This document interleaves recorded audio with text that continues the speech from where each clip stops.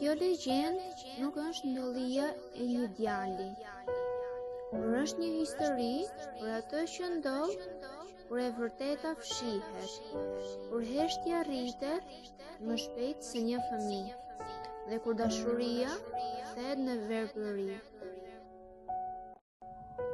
Në këtë fshat, njerëzit thonë se balën e verbuan fatkeqësitë, por ata që dinë thonë se balën e verbuan njerëzit. Në skajin e livallit sy blu, largëzhur më së lojës të qeshurave, bala rri strukur pas gurit të zi. 18 vjeç në moshë, por shumë i vjetër në shpirt, e ka mësuar të jetojë në heshtje. Prej atij guri me nam të keq, bala gjen stren e tij. Prej aty vështron moshatarët që luajnë, vrapojnë dhe i përkasin njëri tjetrit.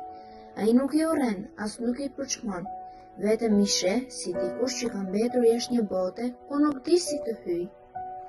Vetmia nuk është ajo që kërkon, por ajo që i mbetet, sepse disa plagë nuk përtasin.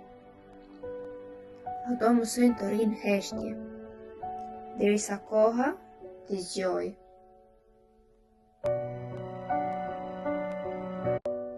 Kur ishte 8 vjeç, bala kishte vetëm një botë. E ajo botë ishte babai i tij. Babai ishte zëri që e mbronte, dora që dritonte dhe njeriu që i mësonte se dhimbja mund të shërohet. Por një pasdite, babai u rrëzua në obor. Bala, me vizatimin në dorë, vrapoi për ndihmë të fshinjë, miku i ngushtë i babait. Babai, me frymën e fundit, tha një emër, jo emrin e të birit, por emrin e fshinjit. Por e vërteta mbulua, dhe fëmia u rrit mbi një gënjeshtër. Pas varrimit, nëna qeshte për botën, por jo për djalin, që atë çabuke hante i vetëm me brenga. Fshinji filloi të vinte çdo natë, dhe bala e kuptoi se heshtja është më e rrezikshme se ulërima. Dikur, bala vizatonte, sepse babai kishte thënë që vizatimi nuk është si noti, të cilin edhe po se ushtrove nuk e harron kurrë, po e le vizatimi të lë. Dhe pa babain, bala dinte të shkarraviste vetëm figura përblindëshash, kafsh me dhëmb, sy që diqnin, figura që nuk donin të iknin nga letra. Ajo që shihte në letër ishte ajo që jetonte në shtëpinë e tij. Fjalët e të qeshurat e shokëve i ranë si goditje në fytyrë. Bala nuk iku jo vetëm nga shkolla, si vend i gjykimit, por edhe nga vetja. Zëri i nënës i dukej si pickimi i gjarprit, ndërsa fqinji si hija e një të vërtete që askush nuk guxonte ta thoshte. Dhuratat e tij i holli një nga një në oxhak. Flaka i përpiu pa mëshirë, si për t'i thënë botës, nuk dua asgjë nga duart që nuk më duan vërtet. Ishte mësuesja ajo që i kërkoi falje në emër të të gjithëve, në emër të atyre që nuk dinë çfarë bëjnë kur lëndojnë. Pasuria e vetme ishte fotografia e babait. E mori me duar që i drilleshin e me një dhimbje që nuk kishte fjalë. Kujtimet u kthyen si era e pyllit, e pa veten sërish me babain, dëgjonte zërin e tij. Mos u trem bir, bota mund të jetë e ashpër, por ti mos u bëj kurrë si ajo.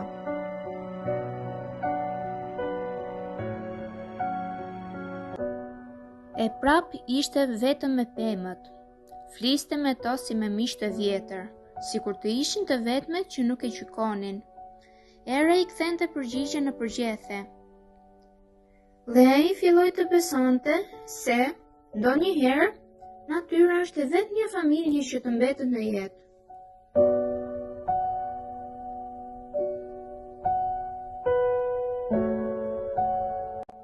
Natën, babai i vinte në ëndër.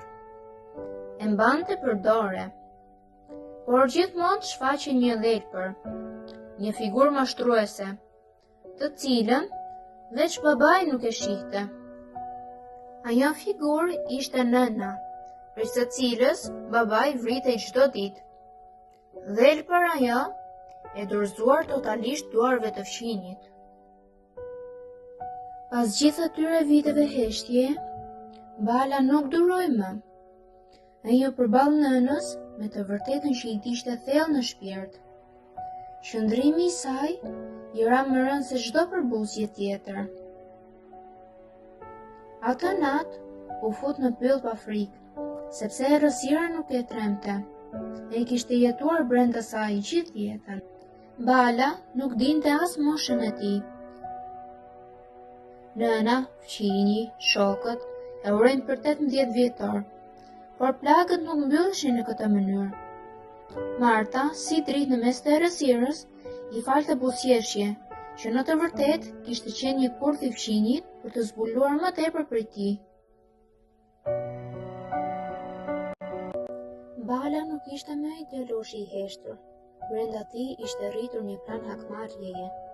Kur nëna i tha ftohtë se do të martohej me fqinjin, diçka u kaput përfundimisht në shpirtin e tij. Ai vendosi ta mbyllte historinë një herë e mirë. Por nata nuk shkoi siç mendonte Bala, sepse nuk ishte ai që e ftoi fqinjin në pyll. Ishte fqinji që e thi rretje, sikur e priste prej kohësh këtë moment. Në mes të errësirës, mes pemëve që s'dëshmonin për askënd, Bala e goditi me çiften e gjallë të fqinjin.